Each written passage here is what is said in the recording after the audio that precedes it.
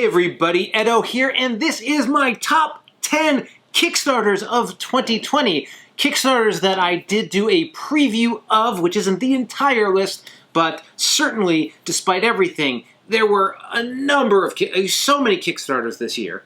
But let me dive in. Actually, also, there are a lot of Kickstarters in here that were two players or one player. I think Kickstarter's been a really emergent space. I mean, it's always sort of been that space, but more and more two-player games, more and more single-player games are coming out first on Kickstarter. I think it's probably because it's a harder market to judge in like a big retail way, but going through Kickstarter you can get there. But nevertheless, here are the 10. So coming in at number 10 is Outstyle. This is a head-to-head basketball game where you are driving at the hoop and trying to be thwarted by your other player. The Medieval Lords games have done a number of these like head-to-head sports card games, and I think have a really good sense of making this both competitive game but evocative of play. They had like a tennis one and a dodgeball one, so certainly I got a kick out of this.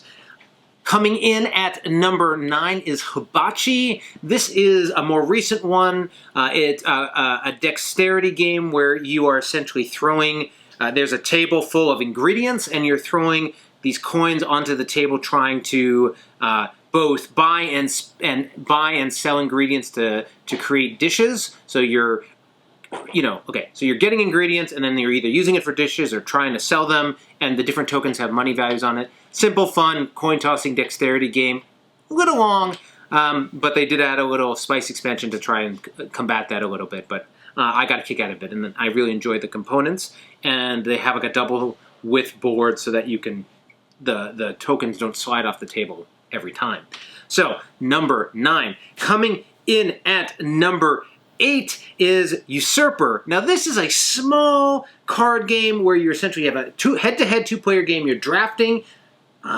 Okay, this one might have had more players, but I remember most vividly as two-player, but maybe I'm wrong. But you're drafting a set of cards, and then you're just building them out in a little tableau in front of you and scoring based on position and like set collection within your little grid in front of you. Simple, easy, very graphic art. And I like all the games those guys make, so Usurper is certainly a cool little game. Next up, coming in at 7, we have Tumbletown. Now, Tumbletown, not only two players, but Tumbletown is this Western theme dice building game where you're building up your town, and it's both the different buildings and types you're building to get your dice. It's like an engine builder, but then also positionally in your little main drag of the city, you're building it out. Did pretty well on Kickstarter. Lots of fun. A little bit crunchy. There was a game, it was called a Meeple Factory or Fantastic Factories. I feel like it has some vibe from that game, and it worked well. Coming in at number 6 is Roar and Write. This was a pretty straightforward roll and write, but I like the different animals and creatures you had in it. Roar, but a lot of zoo animals, but then also the combination of you had your zoo animals that were giving you different bonuses, sort of in that Yahtzee vibe, as well as a little tableau of your animal kingdom that you were filling out. It worked. I think roll and writes done well just are fun, and this was no different.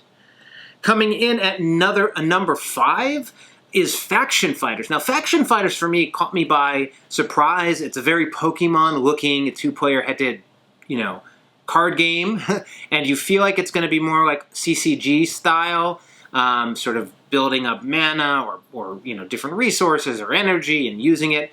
But actually, it's a little bit different. You're essentially putting creatures out, and it's more of the, what do I have in my hand? How am I going to bluff or buff up my character? And it's a little bit more of the hidden information. What are they playing? Flip, reveal, combat, and point and growth, as opposed to, I'm just summoning creatures in front of me and fighting your creatures and my creatures and doing damage. It's much more try to get the best value, competing who wins the hand, and you get a treasure in the middle. Simple, fun. They had a lot of different expanded areas and decks you could play in, and I dug it. It surprised me.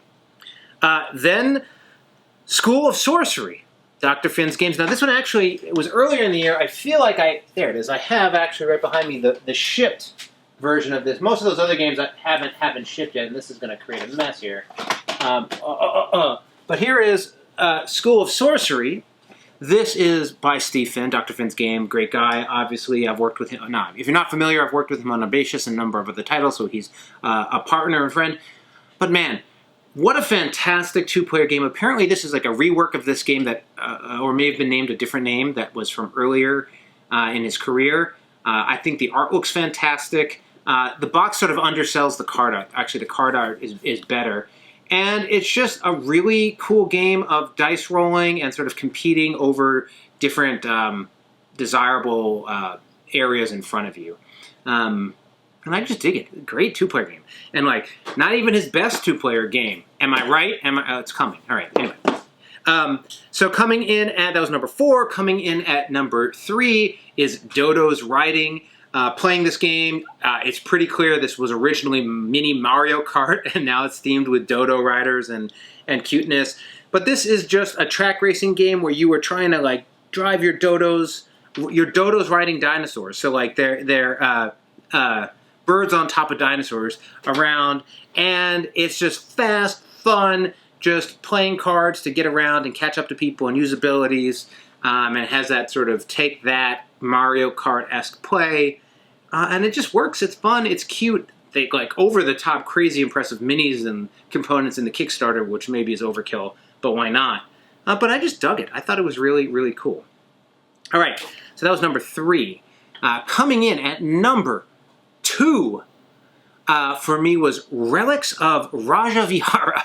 The name's a mouthful, but this is the single-player Tomb Raider / Zelda crate moving game.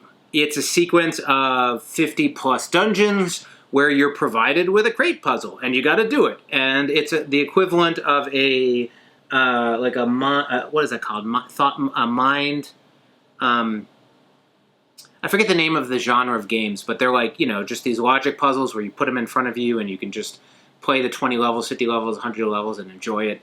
Relics actually has this expanded sort of like unlimited mode. You can like sort of basically randomly generated puzzles afterwards, which is neat to see if you can get through it. But this was just such a nice throwback to all those puzzles. Like if you have any nostalgia for those types of games in the 80s and 90s and still in modern games, like I highly recommend it. And I just like the presentation, the look, feel, how it was taken on. Very sort of generic, not Tomb Raider, but like at the same time I thought it worked well. And it's my number 2. I mean, it really impressed me, and so I definitely recommend it. And then coming in at number 1, we go back to Steve Finn. I don't have a copy of it. I would have kept the Kickstarter copy, but he asked me to send it to somebody else. That's Nanga Parbat. This is a 2-player game where you are essentially trying to collect and use mountain mountain animals to. You're climbing a mountain, and you are setting up camps, and it's like essentially you're picking spots and taking guys, and it's like an area control, and it has this sort of ultimate tic-tac-toe thing where like the region you pick over here sets up where you're going to use the next region. The game is beautiful. I mean, I think this is Dr. Finn's games one best games ever. Like, the art production is fantastic, the components are fantastic, and for a 2-player game, it's great. It's head-to-head, but not so much. I really enjoyed playing it with Emily and other folks. Such a pleasant and enjoyable, not quite like herbaceous category, right? Like it's still a little bit chunky, but like for me to have sort of a gateway, any player, 2-player game that's both fun, engaging, but doesn't feel like you're just trying to like, you know, as much as I love Skull Hollow, you're not like head to head just trying to destroy the other player. I really like it. I mean, again, best Kickstarter from last year, and like easily in the top 3 games Steve has made at Dr. Finn's games. Easily, in my opinion. So, highly recommend it. And yeah, so those were the top 10 Kickstarters from this last year. Looking forward to lots of good stuff from next year. And yeah, thanks for watching. Bye. Hey everybody, Edo here, and thanks for watching Gaming with Edo. Reviews over here on this playlist, League and Insider videos over here on this one. subscribe, share, all that good stuff. But most importantly, play some great games. Thanks. Bye.